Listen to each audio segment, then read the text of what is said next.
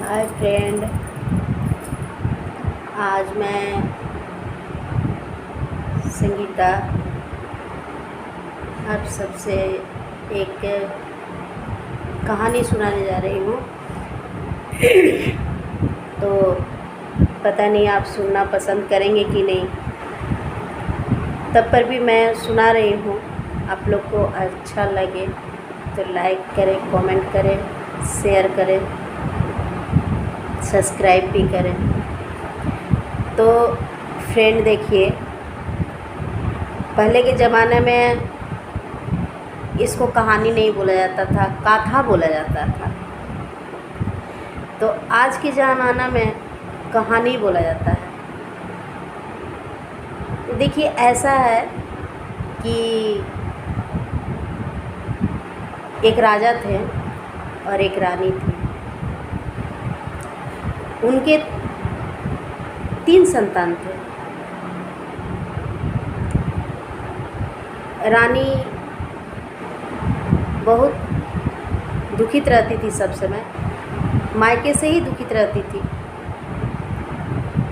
कुछ आदमी का अभ्यास होता है कि हंसी खुशी नहीं रहता है, तो पता नहीं क्यों रानी सब समय दुखी ही रहती थी। और राजा जो थे, राजा साहब बहुत बड़े घराने से थे। उनके घर में बैल, भैंस, बकरी, गाय करीबन 20 ठो रहता था।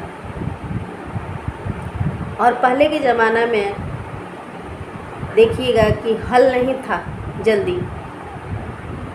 आपका बैल को खेत में ले जाके, अभी के ज़माना में तो देखिए ट्रैक्टर वगैरह भी है। पहले के ज़माना में हल था, हल से जुताई होता था। मैं भूल बोल दी कि हल नहीं था, तो हल था, ठीक है। तो बैल जिसके घर में रहता था उसका ज़्यादा डिमांड रहता था। वो लोग बड़े लोग कहलाते थे कि उसके घर में फलाना का घर में बैल है, पैसा देते हैं, जाओ बैल लेके आओ उसके घर से, तो मेरा खेत जुताई होगा। हाँ, ऐसा था। तो बड़े ख़ानदान से थे राजा जी। तो उनके 3 संतान हुए, 2 बेटा हुआ, 1 बेटी हुई। तो थोड़ा राजा का 2 शादी था। तो पहली बीवी का संतान 2 ठो था और दूसरी बीवी का संतान 1 था। तो देखिए, राजा साहब तीनों को प्यार करते थे, लेकिन राजा साहब बहुत कपटी थे, बहुत कपटी थे। ऐसा कपटी थे कि अपनी दूसरी वाली वाइफ को, माने बीवी को, जब पेट में बच्चा आया तो उसको मारने का कोशिश की। क्यों? कि हमारा जितना भी संपत्ति है वो भी तो हिस्सेदार हो जाएगा। पहले ज़माना का सोच। तो वो बच्ची सुस्त जन्म ली। राजा साहब उस टाइम नहीं थे, उस टाइम में नहीं थे। जब बच्ची हो गई रानी की, तब राजा साहब आए। राजा साहब ऐसा आए कि ना रानी को खाना दे पा रहे हैं, ना बच्ची को गोद में लेने के लिए कपड़ा है। वो अपने आंचल में लपेट करके लेकर के थी सारा दिन सारा रात। तो इस तरह से दिन गया रानी का। और राजा साहब का जो 2 लड़का था उसी पे रह गई रानी। और रानी के रहने के बाद में जब रानी का फिर दूसरा संतान आया, तो दूसरा संतान भी उसके गर्भ में पला। तो रानी की पहली बेटी थोड़ा बड़ी हो चुकी थी, तो आंचल टाल के बोली, मम्मी कहाँ जा रही है, मम्मी कहाँ जा रही है। पर आज के डेट में मम्मी बोला जाता, पहले के डेट में बोला जाता था माँ कहाँ जा रही हो। हाँ, तो बोली बेटा हॉस्पिटल से थोड़ा आ रही हूँ। फिर नहीं, मत जाओ मत जाओ। बहुत आदमी उसको रोका, यहाँ तक कि ऑपरेशन करने के लिए, जैसे पहले के ज़माना में उसको ख़राब बोलते थे, अभी आज की डेट में ऑपरेशन बोलते हैं। हाँ, तो वो बोले कि नहीं मत करो मत करो, दूसरा संतान है, दूसरे का है, वो तुमको करेगा कि नहीं करेगा कोई ठीक नहीं है। रानी लेकिन नहीं मानी, करवा ही ली। वो 2 बच्चे पे रह गई। लेकिन वो रानी को बहुत तकलीफ़ हुआ, बहुत तकलीफ़ हुआ। मार पीट दंगा राजा साहब बहुत किए, करने के बाद में रानी का बेटी आस्ते आस्ते बड़ी हुई, उनका भी बेटा बड़ा हुआ।